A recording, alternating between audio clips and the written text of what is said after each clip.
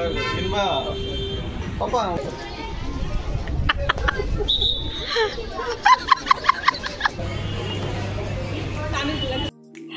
Welcome back to my channel.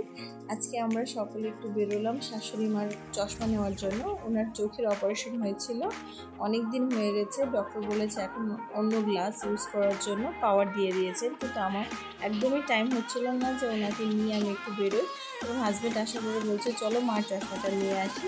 মা এদিকটায় একটার পর একটা চশমা চেঞ্জ করছে, কোনটা ভালো লাগবে সেটা আমাদেরকে দেখাচ্ছে। বলো তোমরা চুজ করে দাও আমার কোনটা ভালো লাগবে।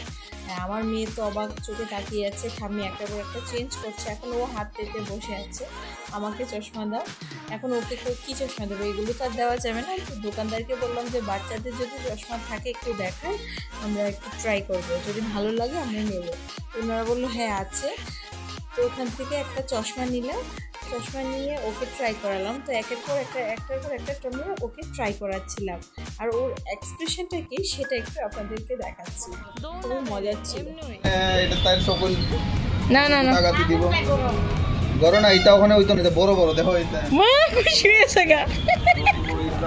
দেখি দেখি তা তুই কিংবা পাপা মেলা থেকে তোমার জন্য ছোট পাওয়া যাবে না তো, কিংবা আসেনি ছোট সেম হইতো না ক্লাস। ও তেরে যা, কত এটা কত? তাহলে এটা থাক, এটা না এটা থাক। কে রে এটা বড় তো? এটা অরেঞ্জ। আমার সেটা সকল ওখানে লাগাই দেয় না, এটা থেকে এটা একটু ঝলক দেয় না, ওইটাও ভালো লাগতেছিল। ওই তাঁতুর জন্য এই চশমাটা নেওয়া হয়েছে, এটাই আমাদের লাস্ট পর্যন্ত ভালো লেগেছে। এখন আমরা হেঁটে হেঁটে যাচ্ছি। আমার ভাগ্নিরে সাঁতার শেখে, সেটা আমি কখনো দেখিনি। আমার হাজব্যান্ড বলছে চলো তোমাকে নিয়ে যাই ওখানে। ও তো এখানেই আছে, আমার দিদিও আছে, মানে আমার হাজব্যান্ডের বোন ওখানেই আছে। ওরা মা ছেলে গল্প করতে করতে সামনের দিকে যাচ্ছে, আর তারপর ওরা বাবা মেয়ে আবার একসাথে যাচ্ছে। ও তো গ্লাস পরে খুবই মজা করছে, ও গ্লাস একদমই খুলছে না।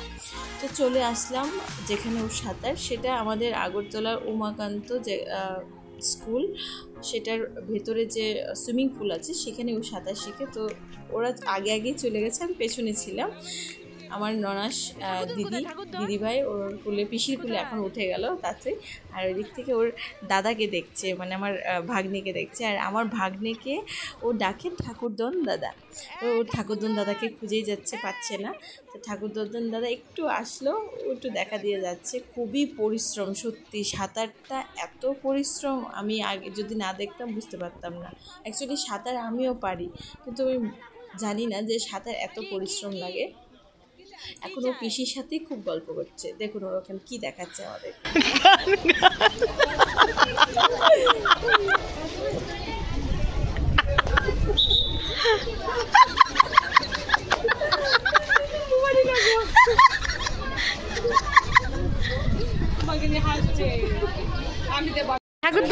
ঠাকুরদন কোথায়? ঠাকুরদন হ্যান্ডশেক করা।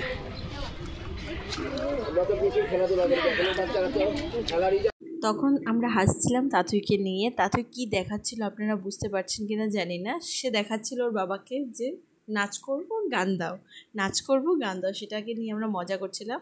তো আমরা ভাবলাম চলো সবাই মিলে যখন আছি একটু খাওয়া দাওয়া করি। তো আমরা একটু খাওয়া দাওয়া এখানে খেতে এসেছি। আর তাঁতুই খুব চিৎকার চেঁচামেচি করছিল, ও নিজে নিজে খাবে। তো ও নিজে নিজে খাচ্ছিল, কি খাচ্ছিল ঠাকুর জানে, অল্প একটু মুখে ঢুকছিল না বুঝতে পারছি না। এখন আমরা চলে যাচ্ছি বাড়ি। তাঁতুই এখন ঘুমিয়ে গেছে।